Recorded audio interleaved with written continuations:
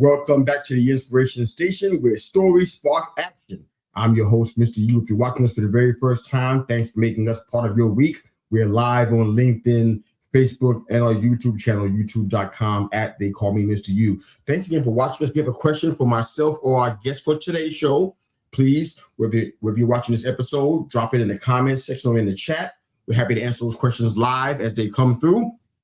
With us today is our grief and resilience mentor, Dr. Lynn. Banis is with us today. Dr. Lynn, how are you? So good to see you. I'm great. How are you? Fantastic. You do a lot of help, do a lot of work with women who are dealing with grief and sadness and all the things that kind of go with that. I'd love to get into your story because, again, this show is about stories that spark action. And I'd love to kind of hear what your story and how you've seen it not only change others' lives, but also change yours as well. Okay. That's a big change. Are you ready? I know it. Yeah, I'm ready for it. Go ahead. Okay.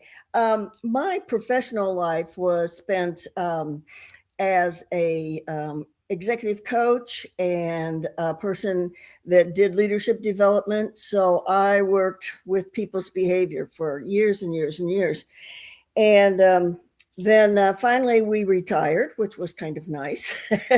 And my 100-year-old mom came to live with us. Wow. She stayed with us till she passed at 106. Wow. And then within about a year and a quarter or so, my little brother had a major heart attack in the middle of the night and passed. Oh. And then within another 6 months, my husband passed unexpectedly after surgery. And so I was just devastated. I couldn't. What side is up? What end is up? It was you're in such deep brain fog and despair and pain that you just can't think. And I kind of muddled my way through, and I just kept moving. I thought I was dealing with the grief, but I decided to downsize because my house was really, really too big for me to handle. And I would never tell my clients to do that because you can't make good decisions. But thank goodness I like where I am. And I finally my body finally just said, knock it off. And for 3 months, I had one thing after another, which stopped me in my tracks, gave me time to think, gave me time to grieve properly. And I finally woke up one morning. And it was like, you have all the skills that you need to help other people through this. I'm a big believer that nobody should have to go through it alone. We don't know how, and we don't know how to tap into the strength that we already have. So it's really important to get somebody who knows what they're doing to help us identify those things, bring them up top, and get rid of the stuff that blocks us from thinking clearly and moving onward. And so I created a process, and I have been working with women. I started out with widows, and my corporate background jumped in and said, hey, wait a minute. What about women losing their jobs? What about women empty nesters? What about? And when you have a significant loss like that, you really lose your identity. Who am I now? I don't have that context anymore. Who am I? Yeah. And so I have branched out so that women going through any major life change, significant, I work with them, and I work with them once they begin to get a handle on their emotions, because our emotions block us from being able to make rational decisions. So, the normal grief person will go through work with those heavy emotions and try to get people, to move through that. But then they leave people. Well, okay, so I feel better, but what the heck am I going to do? And what will be what will I like doing, and who am I? And so that's where I start working with people. Well, I love that, Dr. Lynn. I gotta ask this question. Anybody that comes on our show that's a coach or a mentor in any space, because I'm one myself, have been going into year 30 this year of that kind of work. I love to hear the light bulb moment for you when the lights came on and you realized that you needed help, because a lot of coaches come through and they talk to us on our show about all the people that they help, and I see signs of things in them that they have left unaddressed because they put everything else. Well, they put everything in the rear view, and they've been favoring the work that they've been doing for other people, haven't taken care of themselves. Well, what was the moment for you that light bulb moment, if you will, where you realize, you know what, I'm a coach, I'm a mentor, but I need help? Well, I think that's one thing that good coaches are educated on in coach school. You know, if you're going to be a coach, you need to have a coach. And so I did have a coach, and I worked with my coach, just continued working with her. You know, I let her know immediately what had happened, and we started working then. And it was great to have that kind of support. You know, in the beginning, you have all that legal stuff that you're just not prepared to. And for many women my age, our husbands have done, you know, all the legal and financial and all that kind of stuff. And I had a hard time finding how to get into my husband's computer because, you know, we all have special ways now. Wow, okay. And my sister-in-law, it was 3 or 4 weeks, and her son is a computer whiz, but my brother had one of those jobs where there had to be special protection for everything in your computer. And boy, that was really terrible. Oh, wow. So I think that if you have been coached, you know that you are not going to be told you're broken, you're sick, there's something wrong with you. And I think that is a huge piece for people to understand. No, you're not broken. You are still you underneath, but you have gone through one of life's hardest situations. And having someone, just even if it's just to talk to, is huge, because in the beginning, that's what you need. You need the presence of somebody. You need to know that somebody will call you every once in a while and say, hey, I've been thinking about you. How you doing? Or, hey, I'm stopping by with a cup of coffee. You know, gentle things, rather than bringing someone like, I think I got 13 by 9 pans of lasagna.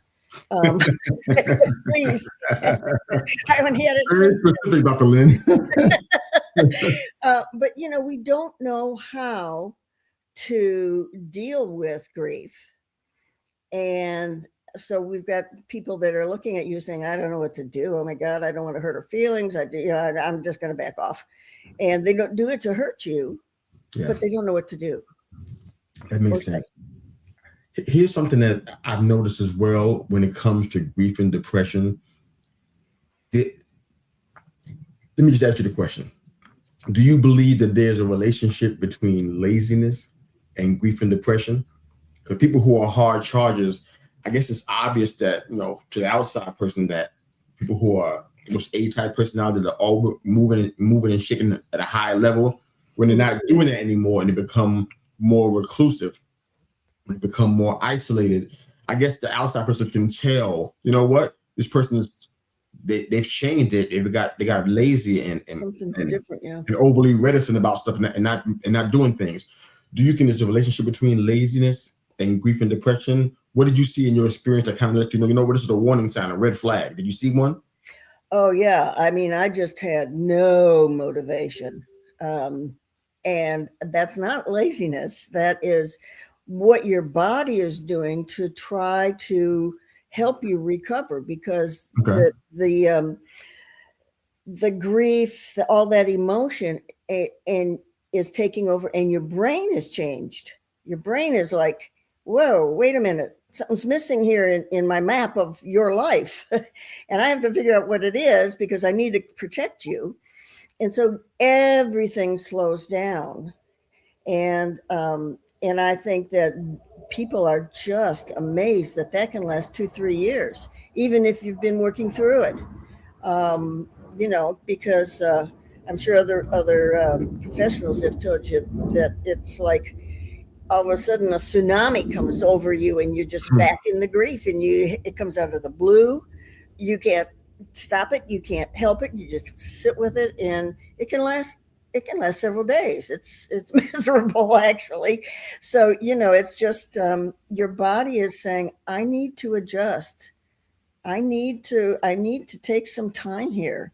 Slow down. Give me a chance. Okay. I think we got time for a couple more questions, maybe even a few. You mentioned the 5 stages of grief. Can you kind of highlight those for us, for those that may not find themselves familiar with those stages? Okay, well, actually, I didn't mention those because I think that I don't think they're wrong, but I think people need to understand that you go through those points or those experiences, but it's not linear. Okay. You go back and forth. You can be angry one day or one morning, and you can be just not believing anything in the afternoon. Sure. You're denying everything. And so it's, you might take 1 step forward and 3 steps back. And then, so I think it's really important that we know that, yes, we do experience those things, but it's not linear, and it's not a clear path forward. Okay. So, that's my take on it. That's been my experience with people. Well, that makes sense. What are the 5 stages that people are seeing related to grief? What are they? Oh, I don't even remember. They're anger, disbelief. Okay. Let's see. I know you get into acceptance finally, so that's only 3. Okay. Help me. I can help out here. I've heard some of these. Okay, so I know that anger, you mentioned that. Acceptance is something I think you just mentioned just now. Depression is another one. Denial is definitely one I'm familiar with. And bargaining, I think, is the last one. So, okay, so what you said, they're not linear. You bounce back and forth. That makes a lot of sense. I've actually seen that played out in people's lives. Why do you think it's so hard for people to even talk about grief? Because we don't have any experience. Yeah. Our society has placed kind of a taboo about talking about grief and depression and all of those things. So nobody's taught us. One of the most important things we go through in our life, and it's it's like parenting. Nobody's taught us. It's important, and so that's one of the things I also do is I speak to like service groups and stuff and women's groups and try to get people to understand this is what's going on. This is what you can do as someone trying to support somebody else. This is what you can do if you are the person grieving, because it's partly your responsibility to tell people what you need. People ask and you just sit there and say nothing. I don't need anything. I'm fine. When inside you're screaming, I need help. Yeah, absolutely. And we've just kind of got this, we have to be strong. You have to do this by yourself. Don't bother anybody. Don't be a burden. I mean, it goes on and on what our little brain is telling us. And none of it's true. Thank you, man. That's so true. We got time for a couple more questions, Dr. Lynn. The penultimate question I want to ask you is, who's the best candidate for your program?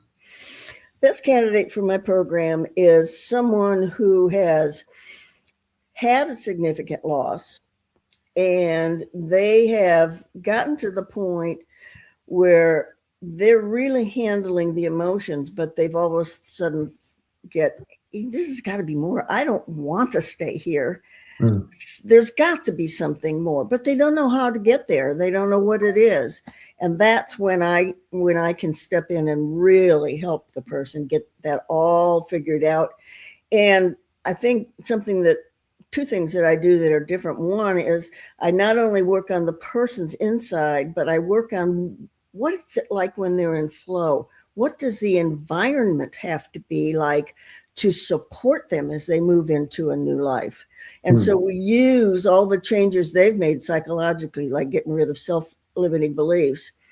And then I put them in a women's mastermind group where for a whole year they support each other moving into their new life. Wow. We're going to come back to that at the end. That's pretty awesome. Last question for you today. If you could do one thing at the highest level with the rest of your life, what would that be? I'm doing it. I'm doing it right now. Yeah. This is serving women. That's what I'm about. I love it. Thanks for being here, Dr. Lynn, and sharing so much of your perspective and your experience on grief and walking through that and not just surviving, but living and thriving in life. Thank you for coming here and sharing about that. Thank you so much for having me. My pleasure. If you don't mind, take a moment or two to let folks know where they can find you, maybe even perhaps your All Women's Mastermind that seems to be helping a lot of women all over the nation, at least. So share that with us if you don't mind, and we'll go ahead and close out. Go ahead. I have just launched a membership platform for women that has experts on it that will be talking about the various things that people face, doing masterminds, doing master classes, putting articles and stuff on there. It does everything that that Facebook does, but the extra piece of it is that I have created a bunch of interactive tools. So if a person comes, feels let's say they wake up in the middle of the night and they're distraught. Okay. Nobody to talk to.